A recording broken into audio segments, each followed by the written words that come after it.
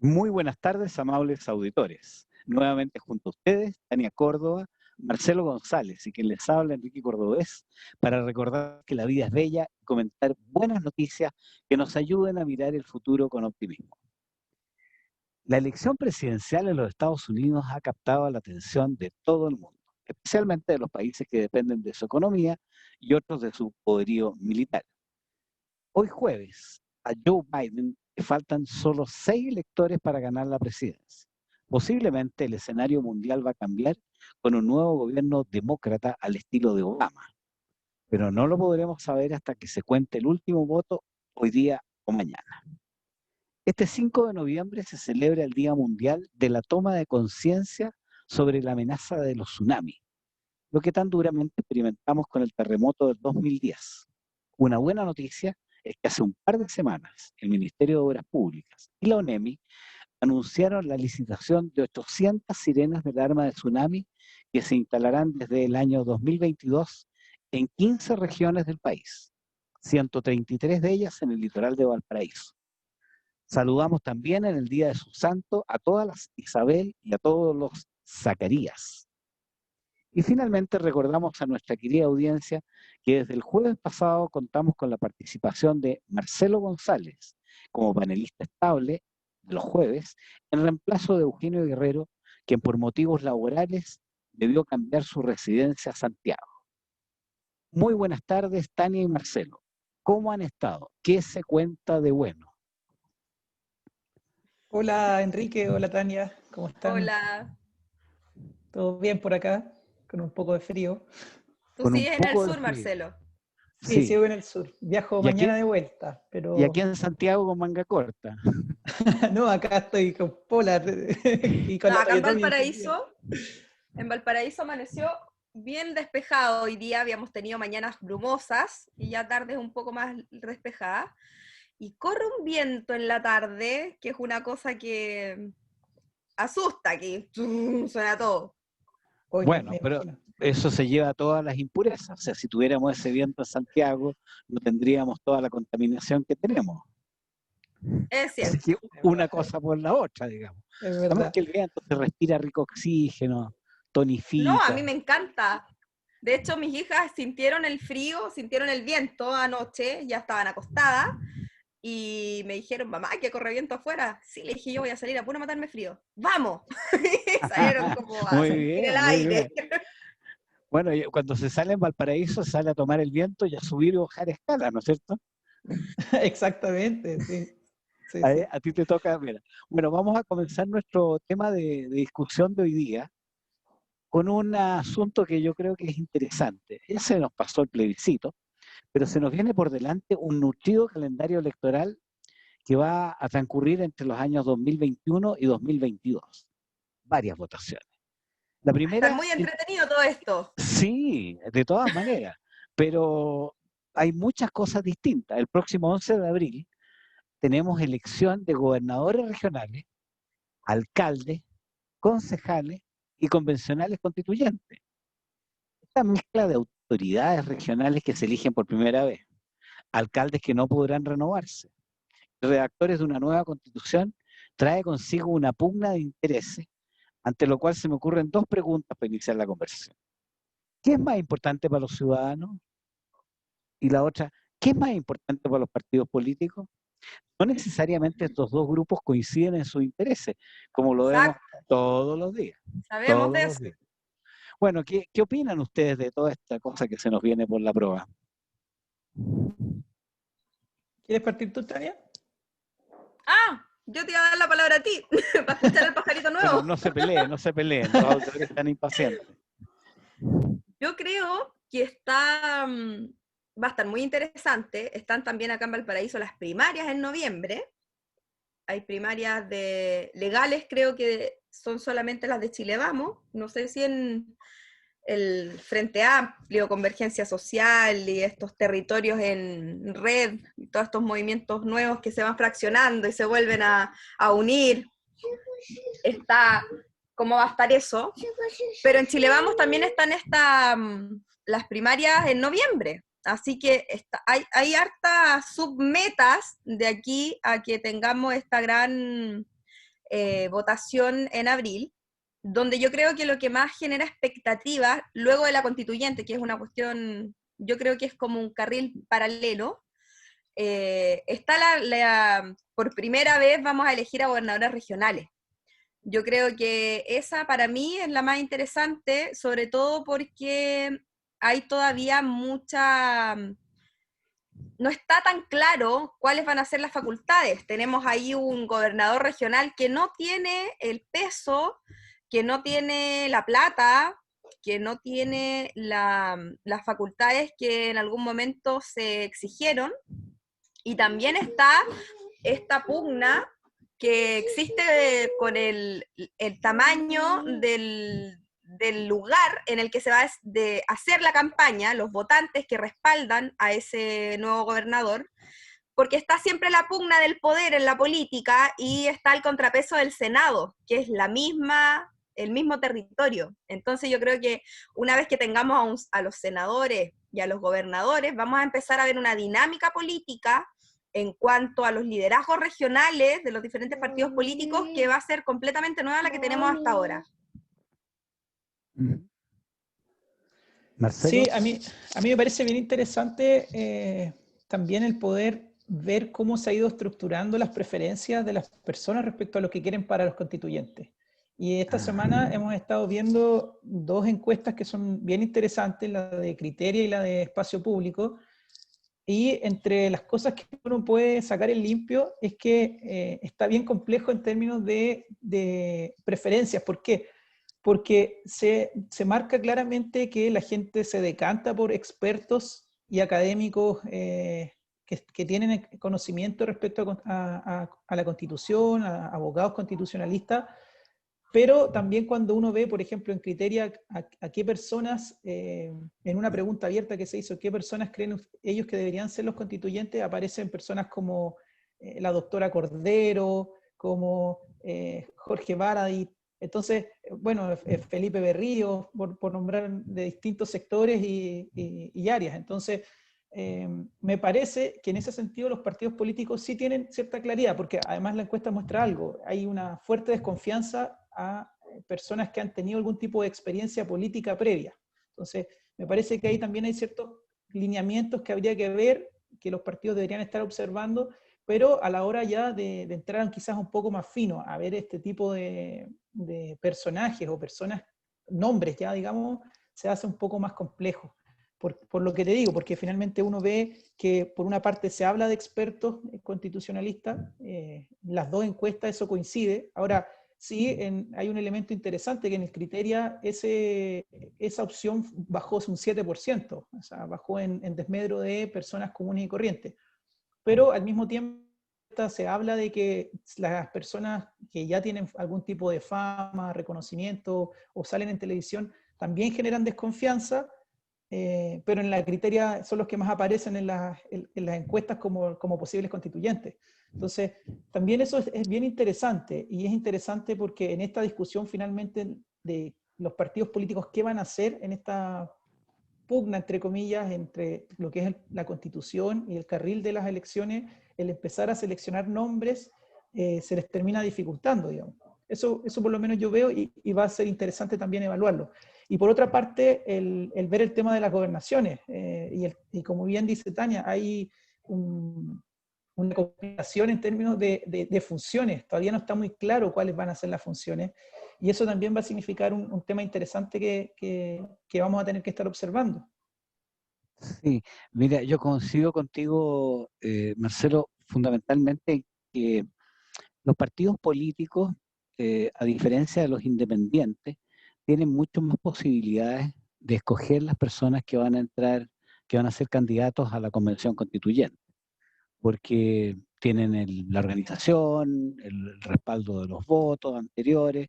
En cambio, los independientes tienen un poco la cosa más difícil porque hay que reunir una determinada cantidad de firmas, etc. En esa lógica, los partidos tradicionalmente han hecho han tomado la decisión de no de generar, como dirían en un equipo de fútbol, el semillero de sus líderes, sino que miran un poco en lo que está pasando en el escenario nacional, qué personas están posicionadas en la política, en el deporte, en la farándula, y esa persona que ya está posicionada, independientemente de cuáles sean sus capacidades profesionales, que pueden ser muy respetables en esas áreas, los van a llevar a redactar una constitución. Entonces hay un contrasentido ahí de que los que saben no son conocidos y los que son conocidos no saben. Entonces, ¿cómo se va a redactar esa constitución? Ahí nos encontramos con un problema que ya lo señalábamos la vez anterior. Ahora, los independientes tienen dos alternativas. Una alternativa es tratar de hacer la pega solo y ¿cómo se llama? De repente presentar un candidato que va a hacer como en mi tiempo se hablaba del cura Catapilco, digamos. Se conoce la historia de un candidato que pues, postulaba con Allende y Alessandri. Pero ese cura Catapilco tenía muy pocos votos, pero impedía que los otros tuvieran las mayorías, digamos. Entonces, quizás pareciera para los independientes, la meta más adecuada sea conectarse con los partidos políticos de su respectiva posición o inclinación, para que esos partidos políticos, en vez de tomar a personas muy conocidas, tomen a independientes calificados para... El problema es que la propaganda para una misma fecha, eso es lo que yo planteaba al inicio, va a ser por un lado de los partidos políticos que están tratando de ubicarse en cuotas de poder en determinadas posiciones, ¿no es cierto? Y por otro lado, el resto de los chilenos está esperando de las mejores personas para redactar una constitución. Entonces, es una mezcla de intereses que a las personas los va a confundir de repente cuál va a ser su preferencia, por el que sabe o porque es conocido. Yo creo que ahí estamos en esa mezcla que a mí no me hubiera gustado, particularmente, de que la elección de los convencionales hubiera sido un cuento aparte. No sé qué piensan ustedes, Tania. Es que yo creo que la naturaleza de las decisiones es distinta. Que sean en la misma fecha tiene que ver con que ya se aplazó, Ah, terminó siendo ahí. mm, Igual yo no estoy tan clara en cómo iba a ser la votación anterior, porque esta es una segunda propuesta, porque la votación se aplazó por la pandemia. Entonces resulta que tenemos esta contraposición de intereses que describe Enrique. Yo creo que no hay que subestimar tanto a las personas. O sea, a mí me pasa que de repente tener la idea de que se pueden confundir, de que es cierto, que es una posibilidad, pero la encuesta de Ipsos, que está de espacio público, nos dice que la mayoría quiere a alguien que sepa, expertos constituyentes, más allá de la línea ideológica que tengan estos constituyentes, ¿ya? Porque sabemos que hay de lado y lado expertos que defienden diferentes ideas. Entonces, y luego de eso viene personas profesionales, o sea, estamos hablando de ciudadanos con una cierta, con una formación profesional que puede ser un aporte a la redacción de la Constitución, ya saliéndonos de los abogados, que vendrían siendo esta primera línea la primera línea de la redacción, o de los de los párrafos, la expertos. primera línea de los párrafos. Claro. Entonces, estamos hablando de personas ya instruidas.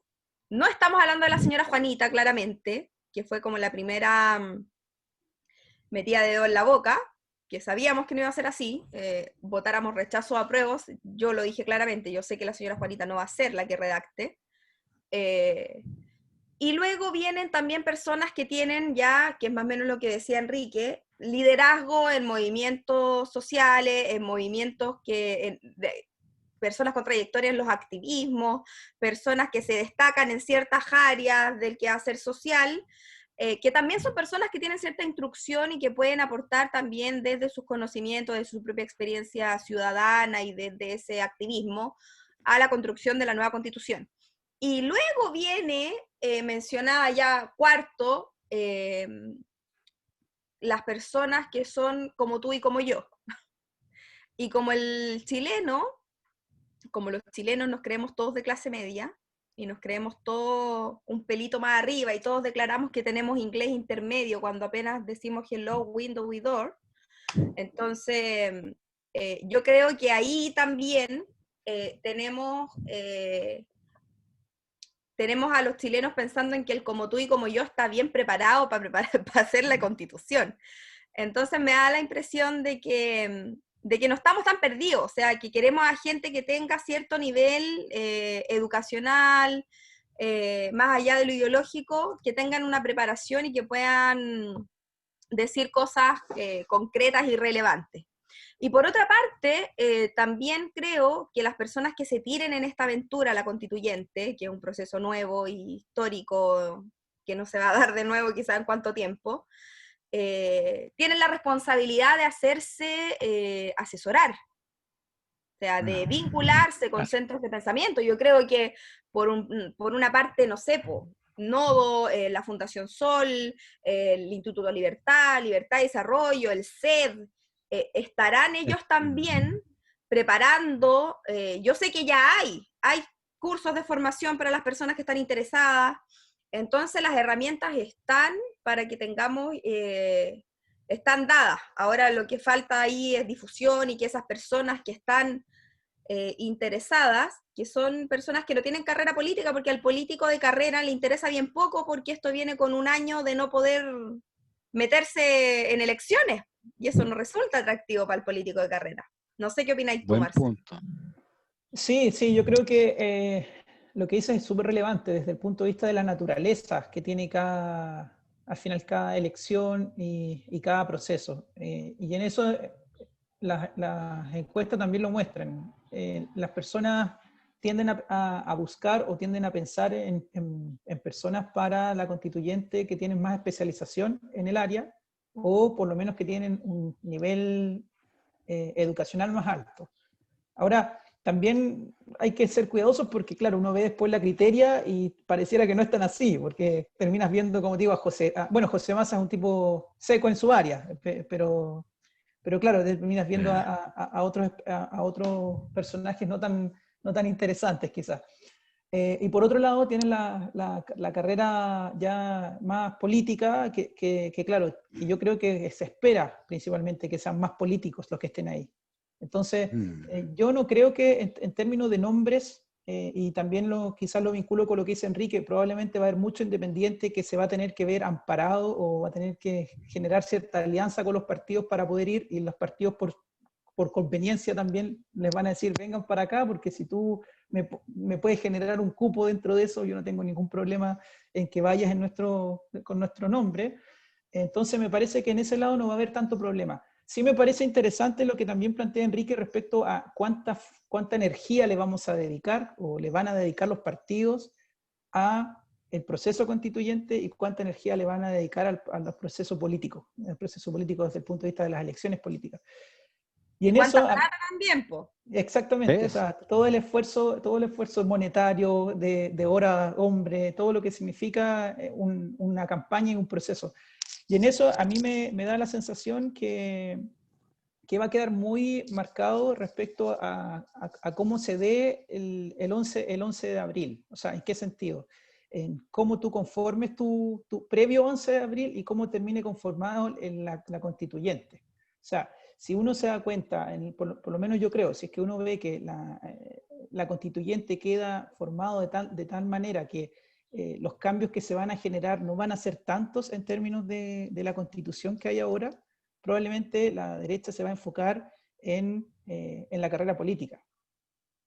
En cambio, disculpa, y en cambio, si es que se ve que la constitución o esta convención queda demasiado hacia un lado, probablemente van a tratar de ver cómo esta situación se puede reparar hacia adelante. Eso creo yo. Entonces, también es muy, muy cómo se vean los nombres que vienen. Igual ahí el primer hito de sopesar cómo viene la cosa sería el 11 de enero. Y sí, es súper... es un tiempo súper extraño para tener campañas, para estar metiendo contenidos en pleno verano. Sabemos que en el Congreso la discusión termina el 31 de enero, se cierra el año legislativo. Febrero es un mes súper muerto en Chile. No sabemos si vamos a tener o no Festival de Viña, que es para donde se nos van todos los focos. Parece que no, parece que no. Claro, pareciera que no, pero no sé si en febrero va a estar súper difícil tener una conversación con contenidos. Y eso yo considero que es un riesgo súper grande para los que estén tirándose a la constituyente y para los que estén haciendo campaña. Vamos a tener que hacer los equipos que estén ahí con los alcaldes, con los que sean, haciendo campaña en la playa. Una campaña con traje de baño. Claro. Oye, yo me voy a tomar de lo que decía Marcelo en términos de que si los partidos políticos ven que no van a haber grandes cambios en la Constitución, su energía va a ser más a los cupos municipales, que son en este momento los del, ¿cómo se llaman? Las figuras rutilantes, digamos, que llegan a los matinales. Y también los gobernadores regionales que, bueno, yo también recuerdo lo que tú dijiste, Marcelo, en la primera intervención. O sea, y Tania también. O sea, existe una curiosa situación en que el gobernador regional va a tener un delegado. El delegado va a ver algunas cosas de orden público y el gobernador regional va a tener mucha autoridad pero pocos recursos. Porque eso también tiene una lógica. O sea, el mayor inversor del país en volumen es el Ministerio de Obras Públicas, pues en la vivienda y qué sé yo. Y esas cosas se tienen que pensar a nivel nacional, porque no puede decir que un señor quiera hacer un puente que no es necesario en una región y no se haga en la otra región, en una región donde no hay río, y no se haga en la región donde hay río, digamos. O sea, tiene que haber un criterio nacional para las inversiones, las carreteras, los aeropuertos, en fin.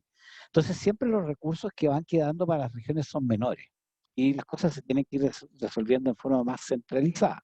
Pero volviendo a la Constitución, yo pienso que, a lo mejor porque soy libre, que es como una curva normal, digamos. O sea, hay un grupo, un extremo que quiere cambiarlo todo, la hoja en blanco, qué sé yo. Y otro grupo que no quiere cambiar ni una coma de lo que se escribió en el año 1980 y lo que se ha ido escribiendo después, y reniegan un poco. Pero creo que la mayor parte de la población quiere una nueva constitución, quizás un poco menos extensa, una constitución que tenga un tinte menos liberal y más de economía social de mercado o socialdemócrata, una constitución que tenga algunas novedades respecto de esta cosa del presidente y del vicepresidente que se ha planteado. O sea, se está mirando quizás algunos modelos europeos, eh, disminuir un poco el presidencialismo en lo político, y también a lo mejor en el Parlamento intervenir un poco, quizás a lo mejor se ha hablado de esto de una